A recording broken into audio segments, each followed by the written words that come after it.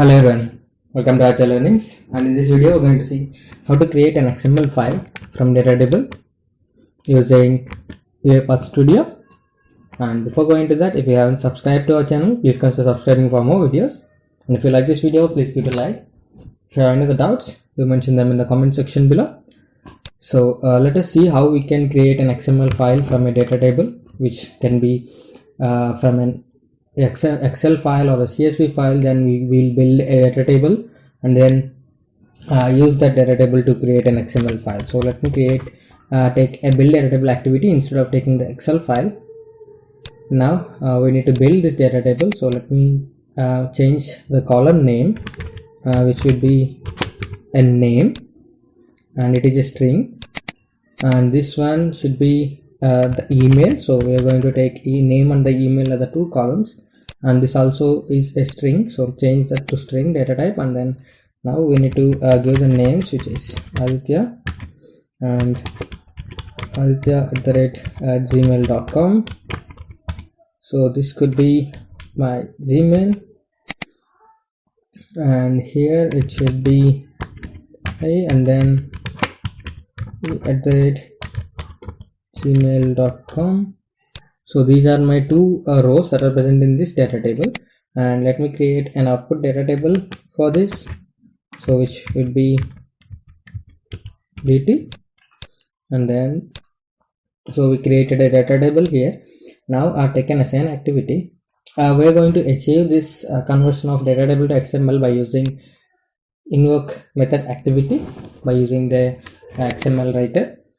So let me create a variable called writer,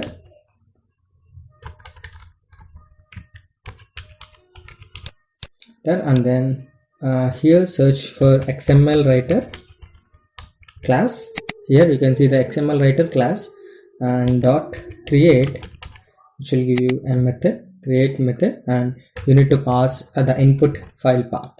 So I am mentioning it as a data table .xml, so that it will create a data table .xml file in my project folder. So now we need to change the variable type, which is string. Now go to browse for types and search for XML writer, and you can see the system.xml class, which is XML writer.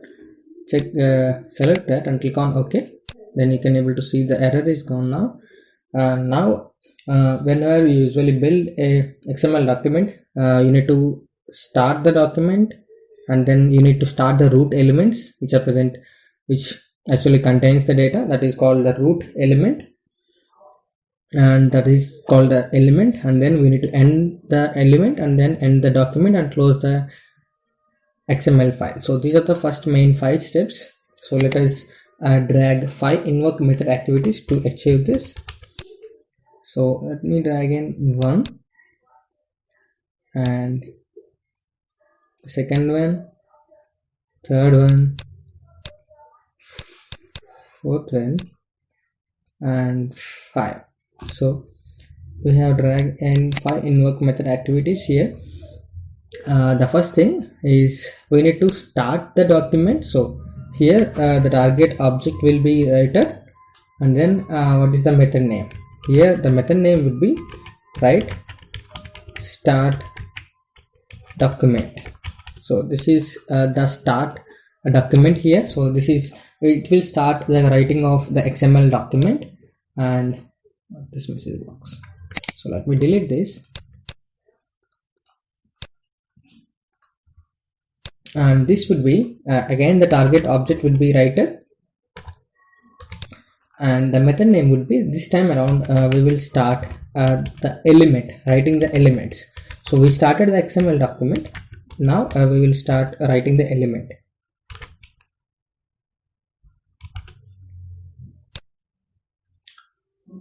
So this error still exists. So let me I will tell you why the error is still exists there. And now we need to end this element. So let us write the writer object. The target object will be writer, and we need to end this element. So this end element. So we are going to end that element here, and again the target object will be writer, and then the method name here is we need to end the document now. So we need to write end document. So this will end the document, and now we need to, again it is the target will be the writer method, and we need to close. So we started the document, we started the element for the data which is present in the data tables, and then we need to close this document as well after creating the XML file. So we successfully started the document and started the elements there, and then after here actual code lies where we insert the values into those elements in the XML file. So after that we ended the element, and then we end the document as well, and we are closing that. And now let us see why this error still here, because whenever we are starting an element, we need to mention what is the element root element name.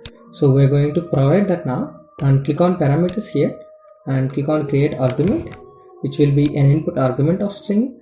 And now I will say that as a data set. So this will be the data set will be my root element here, and if I click on OK, then you can see it will start with the root element of a data set, and it will end the element, and it will end the document, and it will close the document. So the main steps are done. So now let us see how we can actually write this data table values, the column values and the row values into the XML file. So how we are gonna get in the XML file is you're gonna get the first record as Aditya, name equal to Aditya, and email equal to aditya@gmail.com with first record, and this will be the second record for you. So let us see how we can do that here.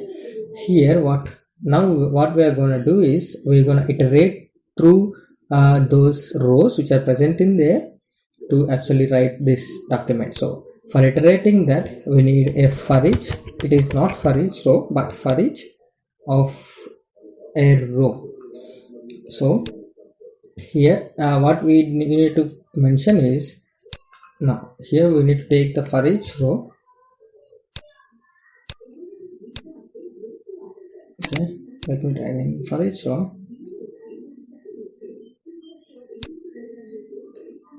delete this and this as well, and after the start element you need to drag in.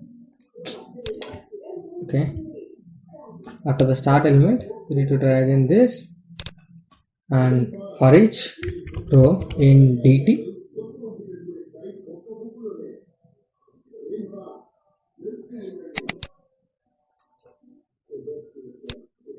and instead of this let us take this, and then we will give it as dt.rows for each row. Let us say it as a row instead of item. For each row in dt data table dot rows, and it will give you every row. Now what you need to do here is you need to start the element, because here we started the root element, and here we're going to start the sub elements or the child nodes of that XML. So let me drag in another invoke method, and let me check for invoke method activity here and drag that in. Now I'm gonna start the element now, which is a child node for the main node, which is dataset. I will tell this as a write start element, and here the error is still exists because we need to pass the parameters here, which is what is this node, this element, what is the name of this particular element that here. So let me say this as a record. So we are taking every row as a record. So this we are considering this as a record. You can change these values, which is the record and the data set, those two values. And now the error is gone. So we have successfully created the element. Now we are looping through the element of that node and inserting the column values into there. And let me tag in another invoke method activity, and here which is a writer, and we're gonna end this element here, so which is a write and element. So it is gonna end this element which is started it here, and now it will be a capital one, and you can see the error is gone. Now we have successfully created the root element which is a data set, and we created a sub element or child node for the main node which is data set, which is a record. And now it is also done. Now we need to insert a data in this root child node which is record. For that we need to again take a for each activity here, and for each item in this. So now we finished with the columns. Now we need to get it in the rows. We need to get it in the columns. We already done for the rows. We taken first row, and that first row I have two columns. I need to get the two column values. So I am taking dt.columns here, which is, and now I need to write element. I need to write the element string. So till now we have created a nodes, child nodes. We in that sub nodes we need to create the strings, which is the element string, and we drag in another invoke method which is, and take that as a writer here, target object, and then method name would be here write element string. So we are writing the strings there, and you can see the error is still exists there because we need to pass the parameters, and click on that and click on parameters, which is here, this one, and you can see we need to pass a 2. We need to pass it is item.toString because that is the column value which is coming to the item. So we will pass that as item.toString and click on OK.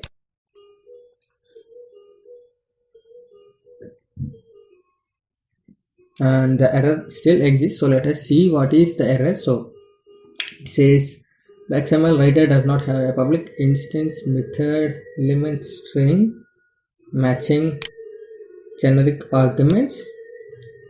And now let us create another argument here, which would be the input for this one as a string. Here now we need to iterate through the columns and then write those values. So for now I will make it as null. So you can see the error is gone because here we need to arguments or the parameters for this element string, because here if you see in the data table we have two columns up here. So whenever I am taking the first row and iterating it with the columns, I need to get this value and again this value. So I am getting these values, but how I am going to iterate this, that is the second parameter that we are passing here. I just kept it null for now. So let me complete everything so that at the end we will change that. So after that we need to we ended that element, but before that what we need to do is just let us see how it works and then go from there. So let me execute this and see what is the output it is producing for us, or it is giving us any errors. So it is, the process is started now, you can see that, and it is ended. So let me go to the project folder and refresh this so that we can able to see the data table.xml here. You can see that it is actually open in file location, and you can see it is created now, just now. And let me click on this and open with we need to open it with IE so that we can able to see clearly.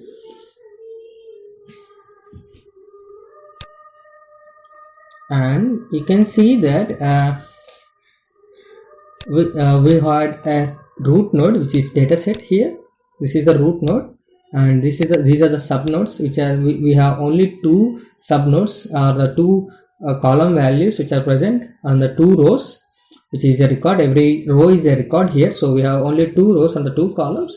You can see that this is the first record, and the first column name which we name, and the second column name is email, and this is the second record where it is the first column name as a name and the second one as an email. So we are able to generate these two, but the value is missing here. The value is not at assigned. So let us assign that and then come back here to check this. Now what we need to do here is we need to pass some counters in order to write that. So let me take an assign activity and create a counter for this to iterate through each column. So let me make it as a count, and I am increasing this count plus 1, and what will be the default value for this count is 0, because it needs to start from 0. So the variable value for this will be, so let me make it here, and this will be 0, and it is an integer value. Let us make this to the int, and there is no error here. And here in the parameters you need to pass as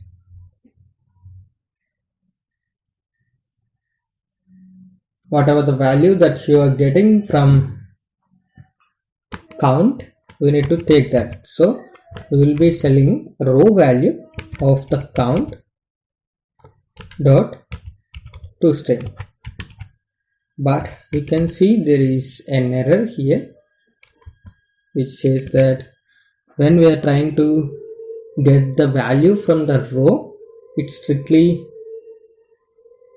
row of count dot toString. So instead of that, let me have this one.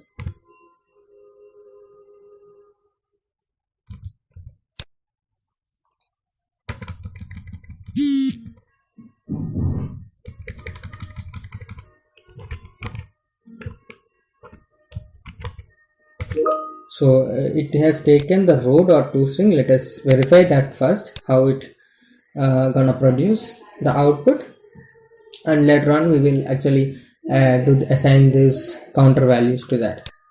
So let me go to here and open this with IE, and here you can see it is a system data row. So the values has values is returned to the XML document from the data table, but it is because we have given it is row, we haven't given any value for that, and now it is written the data row, so it is doing its bit. So let us provide the value as well, which value to be written on there. Here we already given the count value, and here what you need to pass here is row of we need to pass dt.columns. So the dt columns is if you have 3 columns for a single row. So the first you are going to take the columns count. So I have 2 columns now. I have 2 columns, but it will be 2. The value will be 2, and I'm going to do a minus, and I'm going to subtract that value with dt.columns again. dt.columns dot count minus count,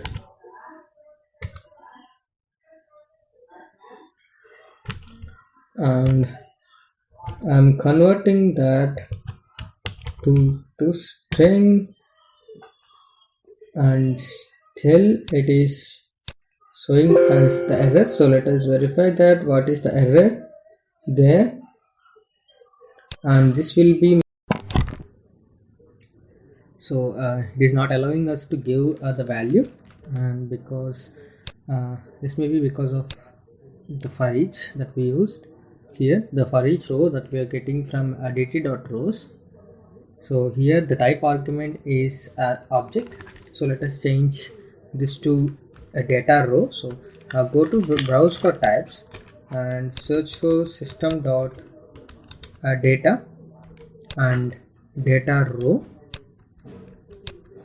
You can see that system.data.data row here. So click on that and click on OK. Then you can see the error is gone. And now let us execute this and check the XML file, how it is generated. So it is, the execution is started and the execution is ended. So let us go here. Here you can see it now, and let us open this with IE, and the name itself is written 2 times because we haven't changed that value yet. So let us change that value here, the counter value. So let me click on this, and then we need to convert this to toString, and that is done. Now let us see how it gives us the XML file. So let us see, and there is an error because it doesn't find the column 2, and this error is because here we are actually incrementing the count value. Whenever we are incrementing the count value, we are going for 1 0 1, and we are incrementing the second as well, which is not there. So we need to again make sure the count value remains 0 for the next row. So let us use an if condition here, and let us use the same expression that we given there, but instead of that we are actually removing the row value, row from here. So here the dt.columns and then dt.row. So this will be a value which is 0 or 4 minus 1 if this value is less than dt.columns dot count. So if I have 2, if it is 0, if this value is less than this, then proceed to the next step. If this value is greater than this one, then we need to actually assign count value as 0 again, to in order it will process for the next row. So make it as a 0 and save this file, and now let us execute this and check whether we are actually getting the XML file correctly or not. So the execution started and it is ended now. So let us check this file, and let me open with IE, and here you can see we actually created an XML file from a data table, or we can also use a read range and get the data table from the Excel file and create an XML file like this, which these two values can be changed, which is data set and the record from the invoke method activity. And this is how you create an XML file from a data table using invoke method activities in UiPath Studio. Let me give you a brief what we have done here. So we created an XML writer class. We taken that class and creating the by create method, we are creating the XML file, and then we are actually starting the document, and then we are starting the element which is the root node element, and we are ending the element, and we are ending the document, and we are closing the XML document. And this for each we are doing everything, writing the child node for the root node, and then writing the values of the data table to the XML file, where we are starting another element and ending the element which is the child element. In that child element we are writing the records which are present in there from here, from this for each columns. So this is how we actually create a XML file from a data table using UiPath Studio. And that's it for this video. If you like this video, please give it a like. If you have any other doubts, do mention them in the comment section below. And thanks for watching.